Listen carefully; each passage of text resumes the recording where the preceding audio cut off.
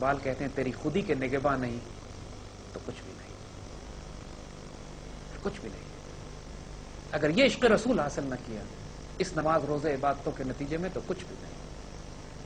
اگر یہ فقر غیور نہ ملا، یہ صرف صحابہ پہ محدود نہیں تھا، اس دور میں ہر مسلمان اس تلوار سے آراستہ تھا۔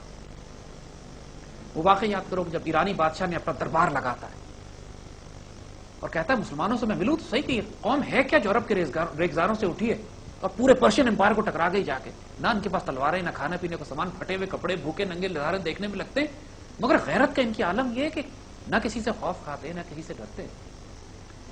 تو ایرانی بادشاہ نے سردار نے اپنا پورا دربار سجایا، پوری طاقت، فوجی طاقت جو ہوتی ہے اس کا روب ڈالا اور مسلمانوں سے کہا اپنے سفیر کو بھیجو۔ ایک صحابی اپنے گھوڑے کے اوپر، لحیف لاغر گھوڑا، پھٹے ہوئے کپڑے، ان کی تلوار کے اندر نیام بھی شاید نہ ہو، اس کے دربار میں آتے اور بغیر کسی چیز سے متاثر ہوئے اپنے نیزے سے اس کا قالین کاٹتے ہوئے اس کے سامنے کھڑے ہوتے ہیں۔ پھر دیکھتے ہیں ادھر ادھر، ان کو ذلیل کرنے کے لیے بادشاہ نے کوئی کرسی نہیں رکھوائی تھی، کھڑا رہ کے بات کرے گا۔ تو یہ خود سے جاتے ہیں اور بادشاہ کے ساتھ بیٹھ جاتے ہیں جا کے، اور لوگ ایک دم ان کے پروٹوکول کے خلاف ہوتا ہے تو وہ ان کو گھسیٹ کے نیچے گرا دیتے ہیں، یہاں تم نہیں بیٹھ سکتے۔ تو وہ کہتے ہیں ٹھیک ہے، میں اپنی مرضی سے یہاں نہیں آیا ہوں، تم نے مجھے بلایا تو میں آیا ہوں، اور اگر تم میرے لیے بیٹھنے کی کوئی جگہ نہیں رکھتے ہو کوئی بات نہیں۔ خنجر نکالا، قالین کو کاٹ کے انہوں نے ٹکڑا الگ کیا، قالین اٹھا کے پھینکا، اللہ کی زمین پر بیٹھے، کہتے اب بات کرو مجھ سے، نیگوشیٹ کرو، کیا چاہتے ہو۔ ان کی جان نکل گئی رومن پرشین امپائر کی۔ اندازہ کریں اس فقیر کا جلال کتنا تھا کہ پھٹے پرانے کپڑے ہیں، کچھ نہیں ہے، لیکن آنکھوں میں آنکھیں ڈال کے جو بات کرتا ہے اس کی نگاہوں سے نگاہیں چار نہیں کی جا سکتی۔ ہم نے ایسے اللہ کے فقیر دیکھے۔ قدرت اللہ شاہد ممتاز مفتی کی کتابیں پڑھیے، اللہ جو لبیک جو ممتاز مفتی کی کتاب ہے اس کے اندر جب وہ ذکر کرتے ہیں ان فقراء کا کہ جو مسجد نبوی کے درباروں کے باہر بیٹھے ہوتے ہیں، کوئی بلیوں والی سرکار کہلاتے ہیں وہاں پر، کوئی ایسے فقیر ہیں جو وہاں جوتیاں سیدھی کرنے کے لیے بیٹھے ہوئے ہیں، لیکن ممتاز مفتی کہتے ہیں کہ ان کی آنکھوں سے ایسے شعلے نکلتے تھے کہ آپ نگاہیں چار نہیں کر سکتے۔ یہ فقر غیور ہوتا ہے۔ کوئی اندازہ کر سکتا ہے اس کے زور بازو کا کہ نگاہ مرد مومن سے بدل جاتی ہیں تقدیریں۔ یہ جو اقبال جب اس کو طریقہ بتاتے ہیں اس فخر کی، اس غیرت کی، اس عزت کی حفاظت کیسے کی جائے، اس کو حاصل کیسے کیا جائے، فرماتے ہیں تجھے گر فقر و شاہی کا بتا دوں تو میں یہ بتاؤں کہ ایک فقیر کیسے بنتے ہیں، اور پھر فقر تو اصل بادشاہت ہوتی ہے، ایک فقیر اصل بادشاہ ہوتا ہے۔ بڑے بڑے بادشاہ وقت ایک فقیر کے دربار پر بیٹھتے ہیں۔ شیخ عبد القادر جیلانی بغداد کے فقیر وقت، اور ماشاءاللہ تمام اولیاء کے سربراہ، خلیفۃ الوقت عباسی خلیفہ آپ کے پاس آتا ہے۔ اسی بغداد میں عباسی خلیفہ کی حکومت بھی ہے، اسی بغداد میں شیخ عبد القادر جیلانی کی شہنشاہ بغداد آپ کہلاتے ہیں آج بھی۔ عباسی خلیفہ کو کوئی نہیں جانتا، عباسی خلیفہ آپ کے دربار میں آتا ہے۔ روب اور جلال کا عالم یہ ہوتا ہے کہ اس کی جان نکلتی ہے ان کے آگے تشریف رکھتے ہوئے۔ اب کیفیت دیکھیں فقیر کی کیا، اشرفیوں کی تھیلی لا کے رکھتا ہے شیخ عبد القادر جیلانی کے آگے کہ میں تحفہ آپ کے لیے لے کر آیا ہوں۔ وہ فقیر جلال میں اس کو دیکھتے ہیں عباسی خلیفہ کو، جس کی سلطنت یاد رکھیے گا چین سے لے کر اندلسیہ تک، ان سرحدوں تک اور یورپ تک پھیلی ہوئی ہے۔ اس خلیفہ کو دیکھتے ہیں جلال سے، اشرفیوں کی تھیلی اٹھاتے ہیں، اشرفیوں کو نچوڑتے ہیں، اس میں سے خون کے قطرے ٹپکنے لگتے ہیں۔ کہتے ہیں لوگوں کا خون چوس کر لائے ہو میرے پاس۔ بادشاہ بے ہوش ہو کے گر جاتا ہے وہیں پہ، اس کو اٹھا کے نکالا جاتا ہے وہاں سے۔ اس کے بعد جرت نہیں ہوتی کہ آئندہ ان کے پاس کبھی آ کے اس طرح کی حرکت کرے، دھاڑے مار مار کے روتا ہے خوف کے مارے۔ یہ خلیفہ وقت کا عالم ہے ایک فقیر کے آگے۔ سلطان محمد تغلق، سلطان غوری، شہاب الدین غوری، جب وہ پرتھوی راج کو شکست دیتا ہے ہندوستان میں، اس سے پہلے اس کو خواب میں مسلسل حضرت معین الدین چشتی خواب میں تشریف لاتے ہیں اور کہتے ہیں ہندوستان تیرا ہے، آ کے قبضہ کر لے۔ اس کو بار بار اتنی خواب میں اس کو بشارتیں ہوتی ہیں کہ وہ اپنی فوج جمع کرتا ہے، آتا ہے، مقابلہ کرتا ہے، شکست دیتا ہے۔ شکست دے کے لوگ اس سے کہتے ہیں قریب میں ایک فقیر رہتا ہے کٹیا میں، ایک جھونپڑی میں ایک فقیر ہے، وہ آپ کو بلا رہا ہے۔ بادشاہ وقت اپنی فوج کے ساتھ حضرت معین الدین چشتی کے دربار پہ حاضری دیتا ہے، چہرہ دیکھتا ہے، پہچان جاتا ہے کہ یہ تو وہی فقیر ہیں جو خواب میں آیا کرتے تھے۔ قدموں میں گرتا ہے، معافی مانگتا ہے، پیار کرتا ہے، عزت کرتا ہے، خدمت کرتا ہے، حکم مانتا ہے، اور وہ فقیر اس کو حضرت نظام الدین اولیاء، جب سلطان تغلق آپ کو تھریٹ کرتا ہے کہ میں ابھی دہلی سے باہر جا رہا ہوں، جب واپس آؤں تو آپ دہلی میں نہیں ہونے چاہیے، ورنہ میں تلوار سے گردن اتار دوں گا آپ کی۔ نظام الدین اولیاء، ان کے تمام مرید پریشان، لوگ پریشان، ان سے محبت کرنے والے پریشان، سلطان الہند، سلطان الدہلی۔ تو بادشاہ کا جو خط آپ کے پاس آتا ہے جس پہ لکھتا ہے بادشاہ کے اس جگہ سے نکل جائیے گا، جب میں واپس آؤں تو آپ یہاں پہ نہ پائے جائیں، تو اسی خط کے اوپر کاٹ کے حضرت نظام الدین اولیاء لکھتے ہیں ہنوز دلی دور است، ابھی دلی بہت دور ہے۔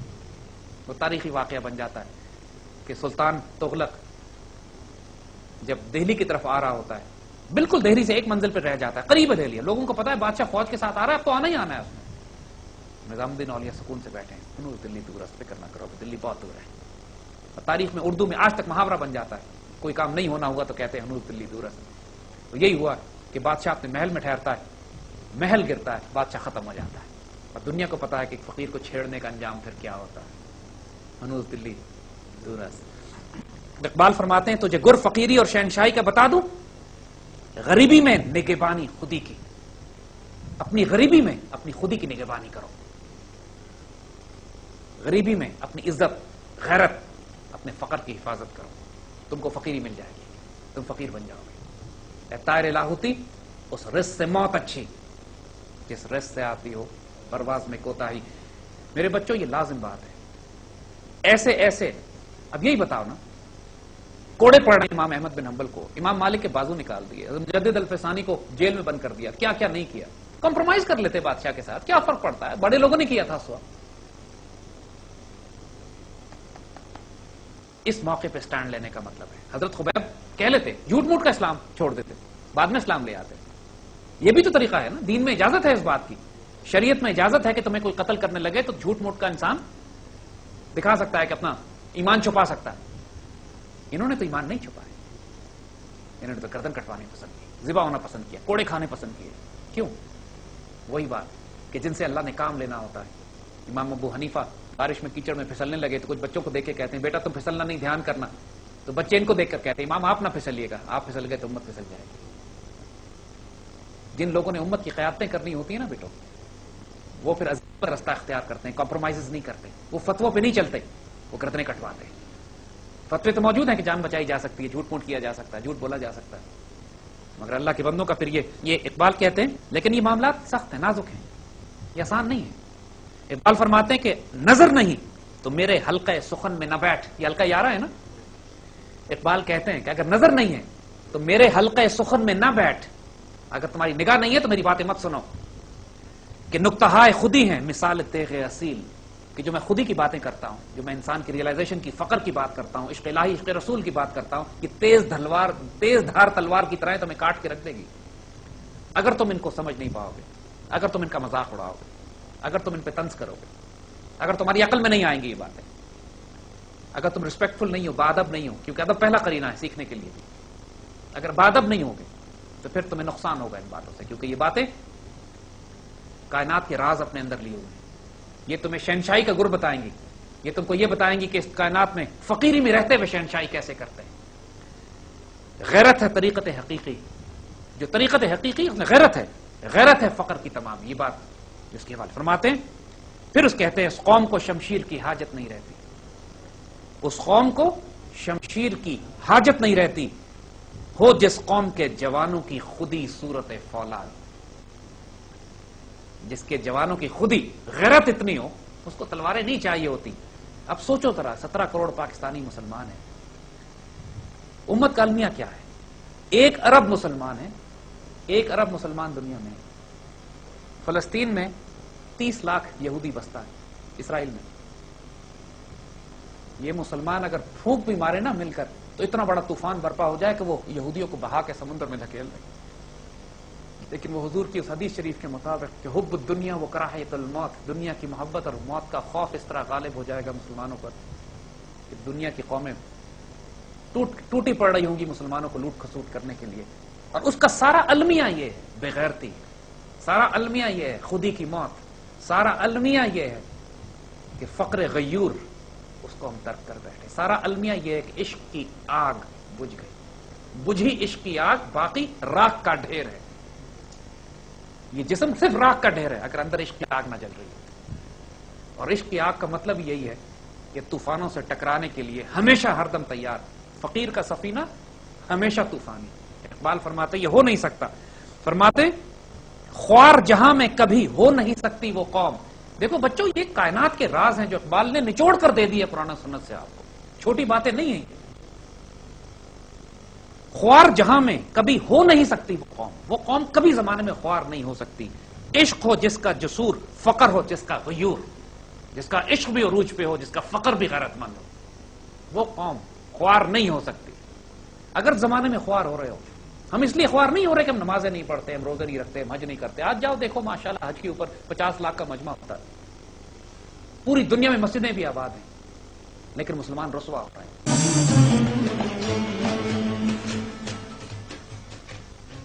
فقر غیور، خودی کی حفاظت نہیں ہے، عشق حقیقی. اور وہ فرماتے اور یہی ہوا. اب لگتا دیکھو یقین نہیں آتا کہ 100 سال پہلے اقبال، 90 سال پہلے اقبال یہ باتیں کر کے جا رہے ہیں. فرماتے ہیں خودی کی موت سے روح عرب ہے بے تاب و تاب. خودی کی موت ہوئی تو عرب دنیا کو دیکھ لو، ان کی روح میں کوئی چمک نہیں ہے، کوئی دمک نہیں ہے. بے غیرت اور بے شرم حکمران، مردہ حس، بے حس قومیں.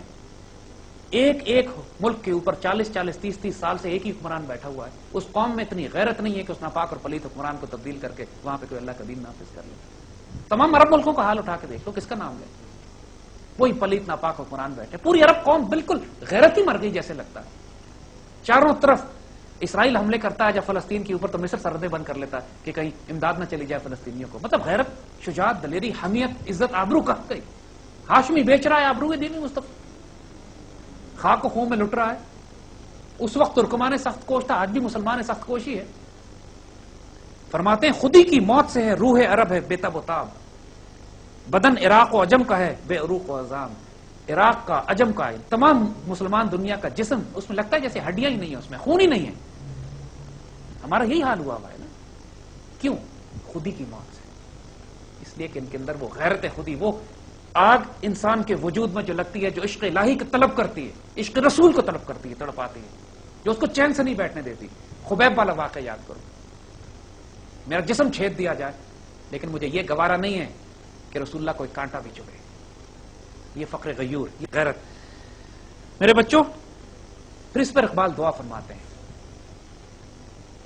فرماتے ہیں کہ خدا کرے تجھ کو فقر کی تلوار. خدا تجھ کو عطا کرے فقر کی تلوار. قبضے میں یہ تلوار بھی آ جائے تو مومن. قبضے میں یہ تلوار بھی آ جائے تو مومن. یا خالد جانباز ہے یا حیدر کرار. اگر ایک مومن کے پاس فقر کی تلوار آ جائے تو پھر اس کے بعد یا وہ خالد جانباز بنتا ہے، سیدنا خالد بن ولید سیف اللہ بنتا ہے، یا حیدر کرار بنتا ہے. جو میراث ہے ہمارے پاس وہ انہی بزرگوں کی میراث ہے. جو ان کی روح اور اساس تھا ان کا، جس کی بنیاد پر یہ خالد جانباز تھے اور حیدر کرار تھے، وہ فقر تھا، وہ درویشی تھی، وہ فقیری تھی. وہ ان کی دنیا داری نہیں تھی، وہ ان کی ٹیکنالوجی اور سائنس اور ان کی اسٹرانومی اور ان کی اکانومی اور ان کی اکانومکس نہیں تھی. وہ ان کی غیرت مومن تھی، فقیر کی غیرت تھی، فقیر کی خودداری تھی. اس کی مثالیں ہم نے کچھ آپ کو دی کہ ہماری تاریخ اسلام اس طرح کی مثال ہے کہ ہم سر کٹوانا قبول کرتے ہیں. ٹیپو سلطان کو جب کہا گیا یہ بات کہ آپ اس کے آگے ہتھیار ڈال دیجئے، آپ بادشاہ، آپ کی جان بچ جائے گی، تو اس شیر دلیر نے کیا جواب دیا تھا کہ شیر کی ایک دن کی زندگی گیدڑ کی 100 سال کی زندگی سے زیادہ قیمتی ہے. اس نے شہید ہونا قبول کیا، ہتھیار ڈالنا قبول نہیں کیا. جب ہمارے مسلمان نوجوانوں میں، مسلمان قوم میں، مسلمان نسل میں، اسی لیے ہم اصرار کرتے ہیں بچوں کے اقبال کو پڑھو کہ یہ اقبال آپ کو قرآن اور سنت کی روح سے قریب ترین لے جاتے ہیں، جو اساس ہے ہماری، میراث ہے ہماری. عشق غیور، فقر غیور، عشق حقیقی، مردان خدا، مست خدا شناس کی خودی. انشاءاللہ اس پر ہم اور بات کریں گے. کوئی سوالات ہوں تو بسم اللہ ایک ایک کر کے آپ کرو. بسم اللہ. سر، یہ پہلے کے مسلمان تو اس طرح کے تھے اور ہمارے پاس اس میں انسیڈنٹس بھی ہیں، ایونٹس بھی ہیں جس سے ہم لوگ سیکھتے ہیں، لیکن آج کل جو مسلمان ہیں وہ پھر اس چیز سے دور کیوں ہو گئے؟ بیٹا یہی بات ہے.